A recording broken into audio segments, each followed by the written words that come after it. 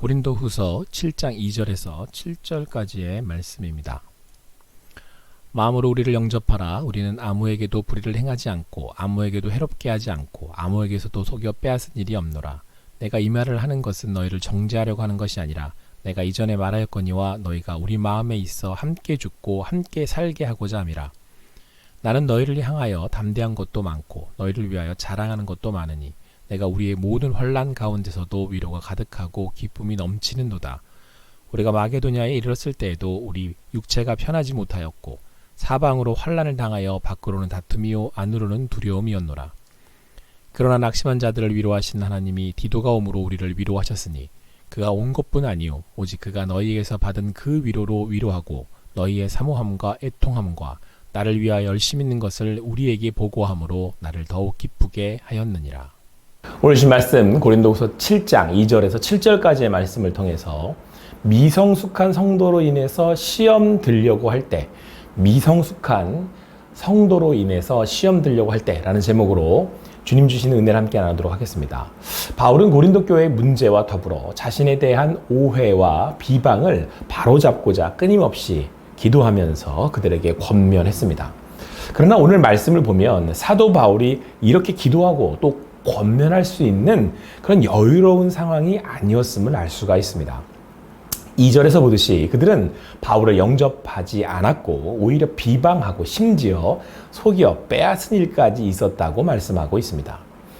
마음으로 우리를 영접하라. 우리는 아무에게도 불의를 행하지 않고 아무에게도 해롭게 하지 않고 아무에게도 속여 빼앗은 일이 없노라.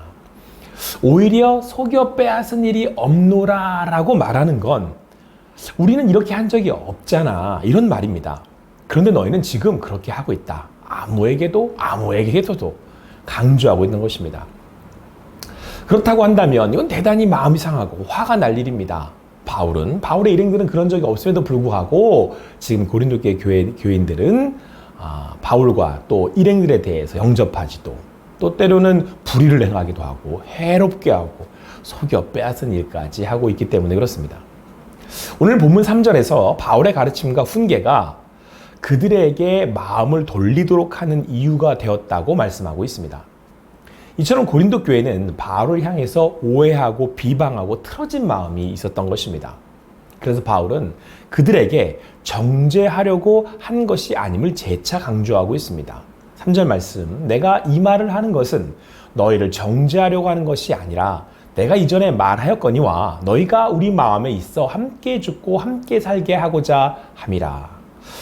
여러분, 바울의 입장을 한번 생각해 봅시다. 이건 도대체 어떻게 해야 하나? 굳이 이렇게까지 오해를 받으면서 비방을 받으면서 내가 그들을 섬겨야 하나? 내가 그들과 함께 해야 하나? 가르쳐야 하나? 생각이 들지 않았겠습니까? 지금 우리 현대에 있는 교회들 안에도 이런 문제들은 있습니다. 성도 간의 갈등이 생기기도 하고 쌍방 간의 오해일 수도, 그래서 생겨난 일일 수도 있고요. 한쪽의 연약함일 수도 있습니다. 오늘 말씀에서처럼 어떤 한쪽의 연약함과 부족함으로 인해서 오해로 생겨난 문제일 수도 있습니다. 이런 오해를 받을 때, 이런 대우를 받을 때 우리는 마음이 어려워지죠. 이럴 때 우리도 그런 성도를 언제까지 돌보고 가르쳐야 하냐, 섬겨야 하냐라는 고민이 들게 됩니다. 오늘 3절 말씀, 내가 이 말을 하는 것은 너희를 정죄하려고 하는 것이 아니라 내가 이전에 말하였거니와 너희가 우리 마음에 있어 함께 죽고 함께 살게 하고자 함이라. 여러분, 이때 바울은 그들이 자신의 마음에 있어 라고 말씀하고 있습니다. 함께 죽고 함께 살려고 한다고 고백하고 있습니다. 한 몸으로 여기고 그럼에도 운명 공동체로 생각한다는 겁니다. 그렇기에 바울은 그들에게 그런 오해를 받으면서까지 전하고 있습니다. 그의 가르침은 정죄라는 것이 아니라 오히려 그들을 생각하고 그들을 위하며 너무 사랑했기 때문이라는 것입니다. 바울은 진정 한 몸으로 지체로 생각했기에, 가족으로 생각했기에 그들을 가르쳐 바로 잡고자 했던 것입니다. 사랑하는 성도 여러분, 우리가 계속해서 교회를, 성도를 세워나가야 하는 이유가 여기에 있습니다. 우리는 그리스도 예수 안에서 한 지체이고 한 몸이기 때문에 그렇습니다. 하나님이 교회를 사랑하신 것, 자기를 주심같이 하셨고, 그래서 우리가 서로 그렇게 사랑하기를 원하시기 때문에 그렇습니다. 그렇게 성도를 세우는 것이 교회를 세우는 것이며, 교회를 세워나가는 것이 바로 여러분과 저 성도 자신을 세워나가는 일이기 때문에 그렇습니다. 한 몸이기 때문에 그렇습니다. 그런데 여러분, 분명한 건 지체들의 연약함과 이런 부족함으로 인해서 분명 누군가는 낙심하게 된다는 것입니다. 제가 낙심할 수도 있고 여러분들이 낙심할 수도 있습니다. 시험에 들어서 넘어질 수도 있습니다. 그만하고 싶어, 교회를 떠나고 싶어지는 마음이 생길 때도 있습니다. 여러분, 그래서 오늘 바울은 자신이 환난 가운데 있다라고 고백합니다. 4절 말씀입니다. 나는 너희를 향하여 담대한 것도 많고 너희를 위하여 자랑하는 것도 많으니 내가 우리의 모든 환난 가운데서도 위로가 가득하고 기쁨이 넘치는도다. 물론 이 환난은 바울이 당한 전도하는 그 사역 가운데 어려움들이었겠죠. 그러니까 바울이 그들로 인한 어려운 가운데 또 불구하고 그런 어려운 가운데 환난 가운데 있다라고 하는 그런 얘기일 것입니다. 그럼에도 불구하고 바울은 고린도 교회인들을 보면서 낙심하지 않는다고 고백합니다. 어려움에 어려움을 더하는데도 불구하고 낙심하지 않는데요. 오히려 오늘 말씀에서는 고린도 교회인들을 칭찬하며 자랑까지 합니다. 아니, 그들로 인해서 위로가 가득하고 기쁨이 넘친다고까지 합니다. 이게 무슨 말인가? 어떻게 이런 일이 가능한가? 아니, 분명 자신을 오해하고 비방하고 빼앗던 그런 이들로 인해서 위로가 있다니, 가득하고 기쁨이 가득하다니, 이게 무슨 말인가? 쉽지 않습니까?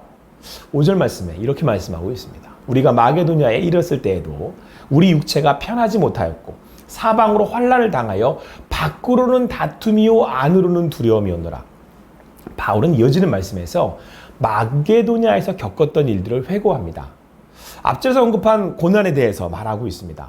당시 육체적인 어려움도 있었다. 심지어 바울은 마게도냐에 도착한 후 그들이 신자나 불신자들인 간에 많은 대적들로부터 박해를 받는 역경에 처했던 겁니다. 그러니까 심지어는 신자들까지도 바울을 박해하는 일들이 있었다는 것이죠. 그런데 이때 하나님께서 바울을 위로하셨습니다. 6절 말씀입니다. 그러나 낙심한 자들을 위로하시는 하나님이 디도가 옴으로 우리를 위로하셨으니.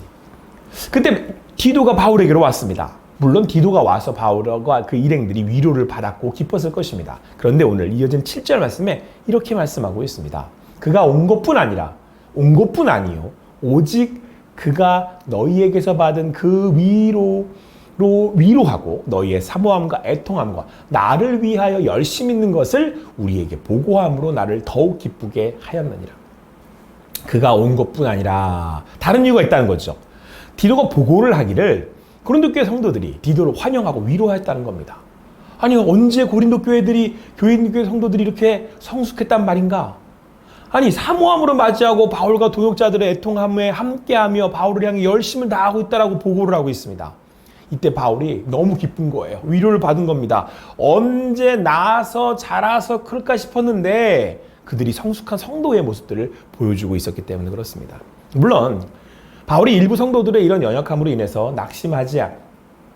물론 낙심했었던 것은 사실입니다. 그러나 계속해서 바울이 그로 인해서 넘어지지 않는 것은 바로 그 이유는 여기에 있습니다. 하나님께서 교회를 통해서 일하고 계시기 때문입니다. 바울은 그것을 보았고 경험했기 때문에 그렇습니다. 어떤 이들은 아직 연약하고 미성숙해서 바울을 오해하고 때로 문제를 일으킵니다. 하지만 바울은 알고 있었습니다. 그들을 붙들고 계시는 이가 하나님이시기에 또한 그들을 이루어 가실 이로 하나님이시라는 사실을 말입니다. 그렇게 성장한 성도들이 디도를 위로하고 바울을 향해서 열심을 다하고 있었기 때문입니다. 우리가 그 믿음으로 지체를 바라볼 때 우리도 그 믿음으로 지체를 바라볼 수 있어야 합니다. 우리는 기쁨의 열매를 얻을 수 있습니다. 바울은 심었고 아볼로는 심었고 바울은 물을 주었을 때 자라나게 하시는 이는 하나님이시기 때문에 그렇습니다. 세상이 악하고 더욱 어두워져 갑니다. 세상은 날로 거대해지고 힘을 갖추어가는 것 같습니다. 그래서 그것들을 볼 때 두렵습니다. 어떻게 해야 하나 싶습니다. 그런데 상대적으로 교회는 오히려 오합지졸 같고 힘이 없어 보이기까지 합니다. 심지어는 현대교회 안에는 많은 문제들이 있습니다. 그러나 사랑하는 성도 여러분, 우리가 더욱 담대할 수 있는 것은 하나님께서 교회를 통해 일하시고 그 교회를 성장해 가시기 때문에 그렇습니다. 바울은 그것을 보았던 것이죠. 비록 연약한 고린도 교회 성도들이었을지언정 하나님은 그들에게 은사를 주시고 그들을 통해 일하고 계셨고 그들 가운데는 리더들이 세워지고 또 주님의 사람들이 세워지고 주님의 일들이 일어나더라는 것입니다. 또 어떤 이들을 통해서 오히려 바울은 또 바울과 일행들이 그 위로를 받게 되었다라고 하는 것입니다. 하나님은 교회인 성도를 통해서 위로하시고 세워가시고 계십니다. 그러므로 사랑하는 성도 여러분, 교회된 성도들을 세워갑시다. 거기 안에 기쁨과 위로가 있을 것입니다. 그리고 내가 바로 그 교회가 되어서 하나님의 위로의 통로가 되는 것입니다. 그렇게 우리는 지체되어서 하나님의 은혜와 성숙과 기쁨과 바로 그 열매를 맛보며 살아가는 것입니다. 아무쪼록 하나님께서 우리를 통해 일하시고 하나님의 교회를 통해서 영광 받으시는 일들이 넘쳐나기를 소망합니다. 그렇게 주님 안에서 오늘도 교회의 평안과 기쁨을 누리시는 여러분과 제가 되기를 간절히 소망합니다.